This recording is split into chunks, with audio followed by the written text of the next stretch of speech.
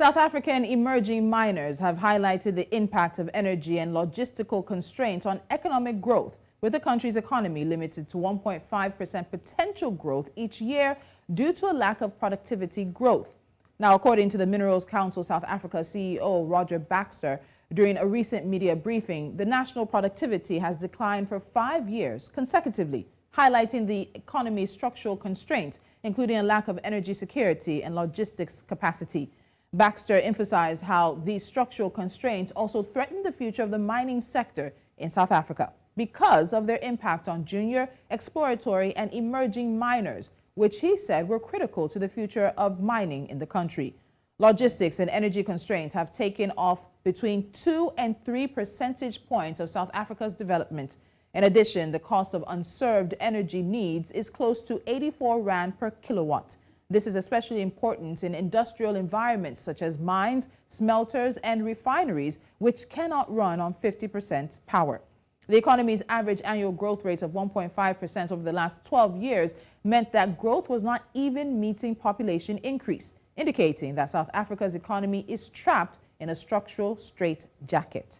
Joining me now is Professor Jannie Rossouw. He's a professor of economics and visiting professor at Witts Business School, Witts University in South Africa. And of course, one of our faves right here on Business Edge. Professor Rossouw, it's good to have you back again. Thank you so much for joining me today.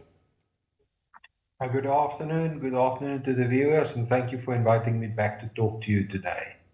So it's not something we can ever ignore, the sort of emphasis that we have to put on the mining sector when it comes to South Africa's economy. It's a very critical sector, employing hundreds of thousands of people, both direct and indirect, and then also, of course, contributing to the economy. But the electricity crisis that South Africa has been faced with for the past decade or so has taken a large bite out of that sector. So let's start with the foundation of how much impact the electricity crisis has had on the mining sector and what that impact has been. Yeah, the electricity crisis in South Africa has been in the making since 2008. We've had this electricity crisis for 15 years. So I'm not sure whether you can call a 15-year recurring problem a crisis, or whether it becomes the new normal. The problem, however, is, in short, we do not have enough electricity to meet demand, and therefore we have in South Africa what we call load shedding, with load shedding now affecting people up to 12 hours a day in certain instances. And as a result, it becomes very difficult for all businesses to plan, not only for the mining sector. So mining operations can not really run on a stop-go basis as, for instance, a household. But it's not only the mining sector that's very severely affected. Other sectors in the economy also suffer the consequences of load shedding. And we've seen since 2008 that South Africa slipped from being the biggest economy on the African continent to currently being the third biggest after Nigeria and Egypt. And if we continue in this way, we will continue to slip in terms of our importance on the continent. And it's interesting that there seems to be almost a direct line from this crisis to the issues that the economy is having. So let's look at what the Minerals Council SA boss, Roger Baxter, said. He pointed to the junior, exploratory and emerging miners as being fundamental to the future of mining in the country. But given the difficulties around energy security and transportation logistics, how has this particular group of miners or a particular group in the mining sector been specifically impacted? Yeah, of course. This group of miners, call them newer miners or smaller miners, do not have the resources that big mining companies have. And then I also have to add that the further problem we have in South Africa that I've not heard in the announcement is the whole question of illegal mining in South Africa. We call it Zama mining in South Africa. And Zama mining also put small emerging legal mining operations under pressure. So Zama mining makes it even more difficult for these small businesses to establish themselves and to start growing, because they're under threat by illegal miners all the time. Is it possible to quantify? Have we seen some research or some estimates as to how much the mining industry, and even in particular these smaller miners, the legal ones, seem to have lost in the past few years when it's tied to the electricity situation? Well, the whole economy has, of course, been in a downward cycle. We are trapped in a low growth trap. As you've said in the intro, our economic growth is lower than our population growth. As a result, our GDP per capita is on a declining trend, but mining remains important in our GDP. Depending on how you look at it, it can be somewhere between 5 and 10%, depending on what you include and what you exclude. This economy was built historically on the mining industry, and if we can get the mining industry going again, it can be a very important growth engine, taking the South African economy forward and creating jobs in an economy where we have an unemployment rate of about 1/3 of our population. And that's massive. So I want to come back to the junior, exploratory, and emerging miners. They've been described as being critical and quite fundamental to the future of mining in the industry. Take us through this. What is it about them that might necessarily make them the future of the industry as it stands? Well, the big miners are established.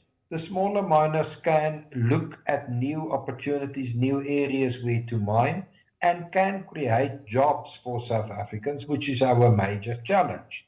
So in any industry, you have to have innovation and renewal from time to time, and the junior miners or small miners, whatever way we want to call them, can bring such renewal, new thinking, new entrepreneurship into the mining industry, as is the case in many other types of businesses, many other types of industries all over the world. You have to have renewal, you have to have new entrepreneurship in industries to make sure that industry, such as mining, will remain agile and will take notice of newer developments. Okay, so let's continue from what the Minerals Council seems to have been doing. They've been working with the presidency as well as committees on issues around private embedded generation. And one of the biggest structural reforms that South Africa has seen in the past 2 decades involves the removal of the licensing requirements cap. So Professor Rossouw, when we look at this in terms of how far it may be able to take the mining sector in coming through the electricity crisis, let's look at some of those innovations and initiatives that the Minerals Council is putting together and working on. But this specific one about embedded private generation, what do you think that can do for the sector? Yes, of course, it can be important. It will be important for the mining sector. At the moment, it's important not only for the mining sector, but for most businesses in South Africa to be able to keep their doors open. They look at alternatives to Eskom to keep their doors open, because if they have to rely on Eskom power supply, they will have to close their businesses half of the time. They will not be operated.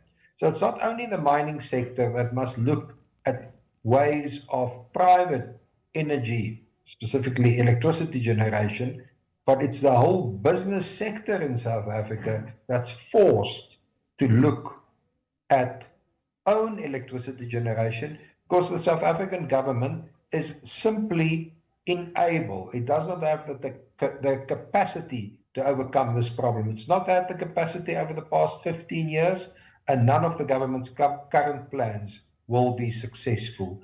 This government has lost its ability to govern South Africa effectively. So increasingly, businesses, including mining, and I must add, also households, moving to private generation. So you bring up Eskom and the government, and in some past few days, we've heard now that the presidency under Cyril Ramaphosa is actually asking to call up more security for Eskom facilities. Now, we've seen that happen, I think, over the past few months, but there was one report I read that said there was actually an increase in vandalization and theft of some of these of Eskom installations, even when there was physical security on ground spread out across the country, supposedly securing Eskom. What do you think about this attempt to physically secure the equipment and the installations of Eskom, and the fact that there's even research showing that there's still an increase in the vandalization and the theft of Eskom materials and equipment? It's necessary to protect Eskom's material, Eskom's equipment, Eskom's plants against vandalization, to make sure that these plants can operate and continue to operate. But it is shocking to admit that criminality in South Africa has developed to the level where Eskom's plants are under threat. That is a serious statement to make, namely to say we must be very careful or else South Africa is on a slippery slope to becoming a criminal state. All right, let's move away from the electricity challenges. That's not the only thing that is hurting the sector. There's also the underperformance of the rail and port networks as well. So the logistical challenges that come up. What impact have these logistical challenges had on the growth of the sector and, again, expanding this to the overall economy as well? South Africa has one of the most extensive with Transnet, but we saw force majeure. We've seen theft of materials of the railways as well. So the impact of that on the mining sector, and then also looking at the larger industry, the larger economy as well. Yeah, you're quite right in saying that the network industries in South Africa, as I call them, network industries are under threat. And specifically the whole logistics industry from rail to harbour. Under threat. And we see this, for instance, through the Maputo port, which is very close to the South African border.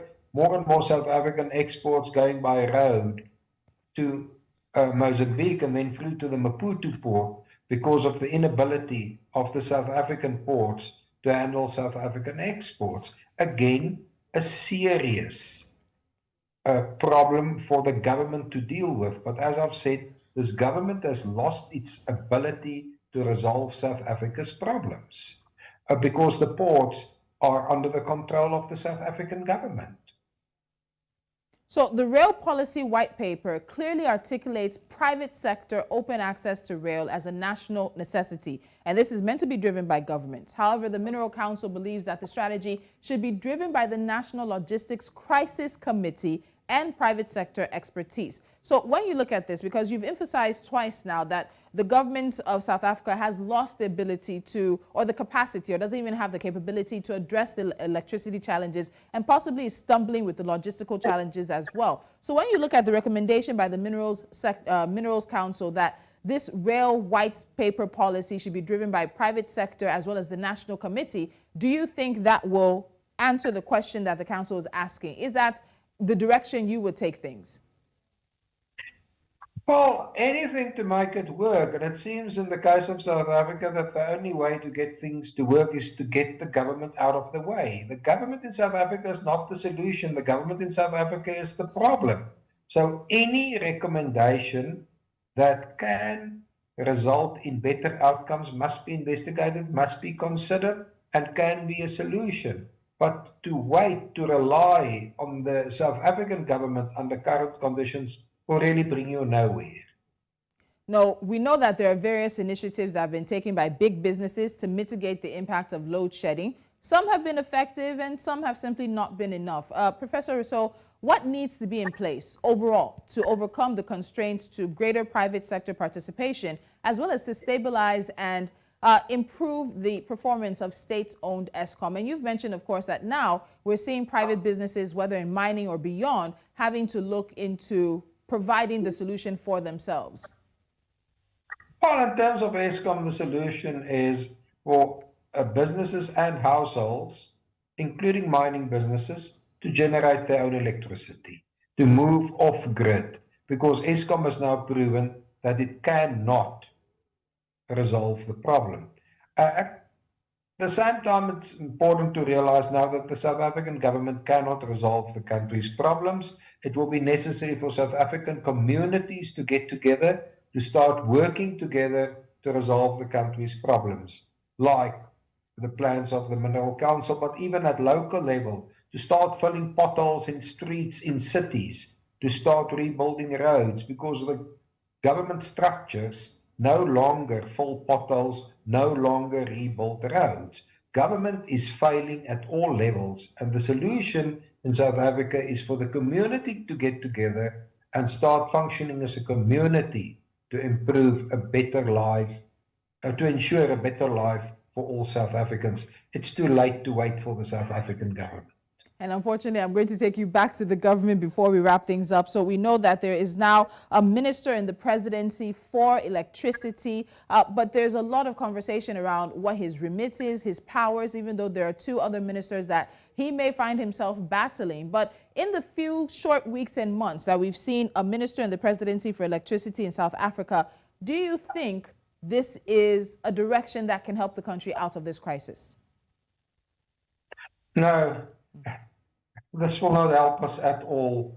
You already have two ministers looking at the matter. Now you have a third one. Previously, we had two ministers arguing. Now we will have three ministers arguing, and we will get nowhere. What really concerns me is that President Cyril Ramaphosa is creating a super cabinet within the presidency. We now have four ministers in the presidency. We have four deputy ministers in the presidency. We have a president and a deputy president, and we don't even have proper oversight structures over the presidency as it is. So I'm very concerned about these ideas of Mr. Ramaphosa to establish a super cabinet within his own presidency, and establishing the super cabinet, the appointment of a minister of electricity will make no difference.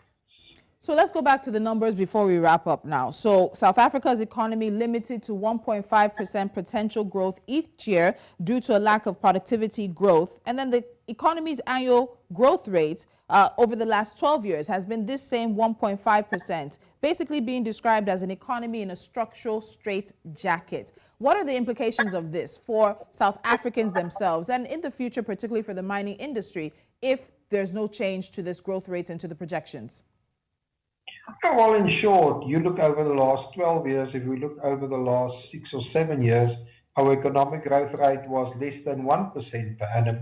So the implication is quite simple. Number one, we cannot create jobs because economic growth is lower than population growth. On a per capita basis, South Africans are getting poorer, and our unemployment problem will continue to increase until such time as we can push economic growth beyond population growth. The current policies of the government, with the over-focus on control, these policies clearly do not work. The solution for the government is to allow more space for the private sector to play a bigger role in the economy to get the economy growing. All right, it's Professor Jannie Rossouw, Professor of Economics and visiting professor at Witts Business School. Thank you so much for your time, as usual. It's a conversation we'll continue, of course, keeping our eyes on one of Africa's most important economies. Thank you so much.